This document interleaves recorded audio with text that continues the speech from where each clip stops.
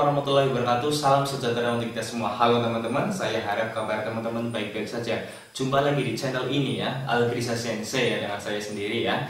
Untuk video kali ini saya akan membahas, bukan membuat tutorial ya, tapi akan membahas tentang kebudayaan yang ada di Indonesia.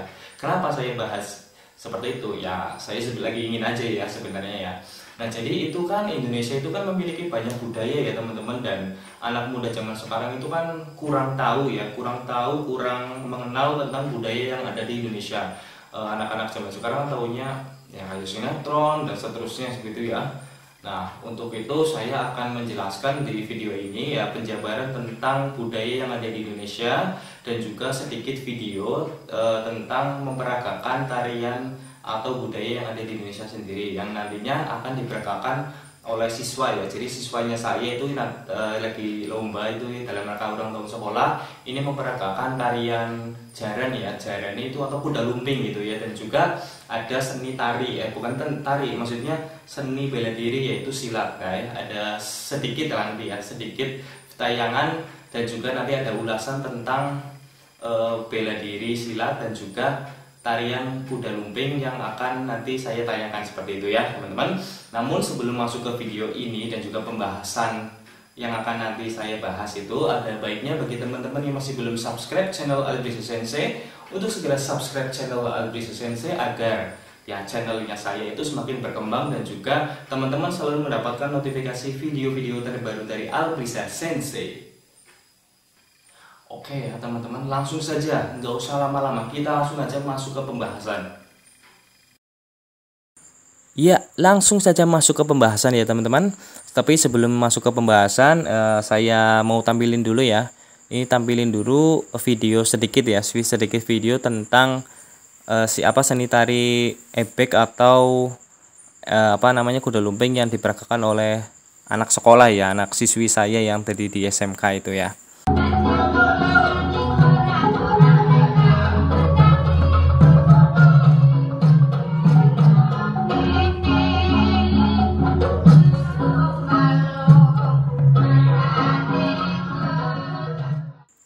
Nah, dari peragaan tari itu kita sudah tahu ya. Jadi kalau ebek itu atau tari kuda lumping itu ya merupakan ini.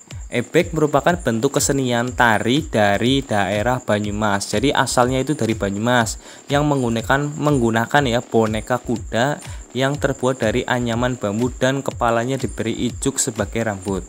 Nah, jadi itu ebek itu biasanya identik dengan pemainnya itu, orangnya itu selalu menaiki kuda boneka kuda ya yang dibuat dari anyaman bambu dan kepalanya itu diberi ijuk. Jadi seolah-olah seperti ada rambutnya seperti itu ya. Lalu tarian ebek ini juga menggambarkan prajurit perang yang sedang menunggangi kuda. Nah, seperti itu. Jadi memang identik itu kalau ebek pasti selalu naik kayak boneka kuda seperti itu ya, teman-teman. Nah, diperkirakan kesenian ebek ini sudah ada sejak abad ke-9. Jadi memang kesenian ebek ini di Indonesia tentunya ya, itu sudah lama banget ya teman-teman, sudah dari abad ke-9. Nah, terus lalu kita masuk ke poin yang selanjutnya yaitu alat musik. Di Banyumas itu biasanya ebek itu ditampilkan dengan iringan musik calung Banyumasan atau gamelan Banyumasan. Jadi memang biasanya diiringi dengan gamelan atau juga calung. Bagi teman-teman yang sudah pernah atau sering melihat atraksi atau pertunjukan ebek kuda lumping itu pasti ya tahu lah, sudah sering lihat lah bagaimana alat musiknya, bentuknya dan juga nadanya serta iringan lagunya, musiknya serta ya gimana ya perilaku dari si pemain dan bagaimana si pemain itu, ada juga pawangnya gitu ya yang mengendalikan si pemainnya itu. Lalu di ebek itu juga ada jadi ada adegan kesurupan. Nah, ini yang merupakan salah satu kewajiban pementasan ebek itu adalah ketersediaan sesaji atau menyana. Jadi bagi teman-teman yang hidupnya ya di Indonesia, khususnya ya di Banyumas atau di daerah lain yang masih percaya dengan adanya dengan mistis ya, hal mistis itu kan biasanya ada sesaji ataupun menyan tuh ya, biasanya yang dilakukan itu dipersembahkan di malam Jumat Kliwon dan seterusnya. Nah, tapi bukan hanya itu, di peragaan efek juga ada ya. Jadi ada adegan kesurupan dan dimana itu adanya ketersediaan sesaji dan juga menyan. Itu memang kewajiban ya teman-teman. Jadi efek itu pasti selalu ada menyan dan juga sesajen gitu ya, untuk persembahan dari si makhluk halusnya yang memasuki si pemain efek itu ya. Lalu janturan. Nah, janturan ini merupakan pertunjukan pamungkas dalam suatu pertunjukan efek. Nah, di mana para penari akan kesurupan. Jadi penari itu pasti nantinya akan kesurupan ya teman-teman. Kesurupannya itu bisa melakukan hal yang ya tidak apa ya, di luar nalar seperti itu ya teman-teman. Misalkan ya tadi membuka kelapa gitu ya, kelapa itu kok pakai gigi, terus bisa mengunyah kaca dan seterusnya, itu bisa seperti itu ya teman-teman. Yang pada aslinya orang itu nggak bisa melakukan hal seperti itu, tapi karena sedang canturan ya dari pemainian efek itu nanti jadi bisa melakukan hal seperti itu. Lalu ada indanger itu maksudnya gini. Indanger itu istilah yang digunakan oleh masyarakat Tambak terutama pada remaja untuk menyebut penonton yang berpartisipasi dalam suatu pertunjukan. Jadi biasanya nggak cuma pemain efeknya sendiri yang beratraksi, yang kesurupan, ada juga indanger. Jadi penonton ikut ke bawah, ikut kesurupan dan seterusnya seperti itu ya teman-teman. Nah, ini saya tunjukkan sedikit gambar ya tentang efek gitu ya. Nah, jadi seperti ini. Nah, ini contoh indanger ini. Ini kan sebenarnya bukan pemain efek ini, tapi penonton cewek, tapi ada juga laki-laki nih di belakang ini ya. Nah, ini gambarnya seperti sedang jadi kayak kesurupan melakukan atraksi tarian-tarian yang berbau-bau mistis seperti itu ya teman-teman. Lalu ada lagi ini. Nah, ini kalau inilah baru pemain efeknya ini. Ini pemain utamanya ini sedang menaiki ya, nih boneka kuda yang terbuat dari anyaman bambu itu. Ini pemainnya. Lalu ini, nah ini contoh indanger dan juga janturan ini yang tadi saya sebutkan, bisa melakukan hal yang di luar nalar. Contoh ini, perempuan kok bisa ini kan buka kelapa ya, membuka kulit kelapa pakai gigi, itu kan harusnya nggak bisa ya, tapi karena sedang canturan, sedang dirasuki oleh roh-roh halus itu yang di permainan efek itu, jadi bisa melakukan hal seperti ini itu. Nah, ini contoh lagi juga, ini sedang canturan ini ya, sedang mendem gitu ya, bahasa Banyumasane itu mendem ya teman-teman. Nah, terus ada lagi yang lain. Nah, ini pemainnya gitu ya teman-teman. Nah, jadi itu tadi sekilas tentang penjelasan ebek atau tari kuda lumping. Lalu kita masuk ke next pembahasan, yaitu silat ya, silat atau bela diri. Tapi sebelumnya nanti kita saksikan dulu silatnya seperti apa. Seperti ini yang diperagakan ya, sama diperagakan oleh siswi SMK saya.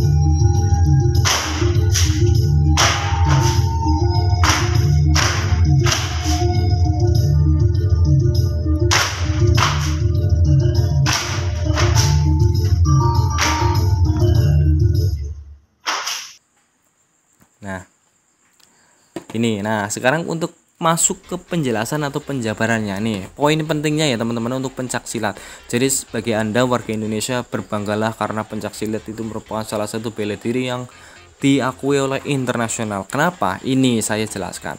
Pencak silat itu adalah suatu seni bela diri tradisional yang berasal dari Kepulauan Nusantara atau Indonesia.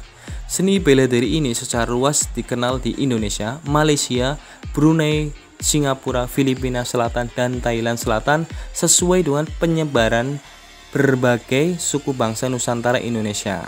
Unsur untuk membela diri dengan seni bela diri yaitu dengan menggunakan pukulan dan tendangan. Nah, jadi yang tadi saya sebutkan, kalau silat itu merupakan bela diri, tapi di sini menggunakan pukulan dan juga tendangan.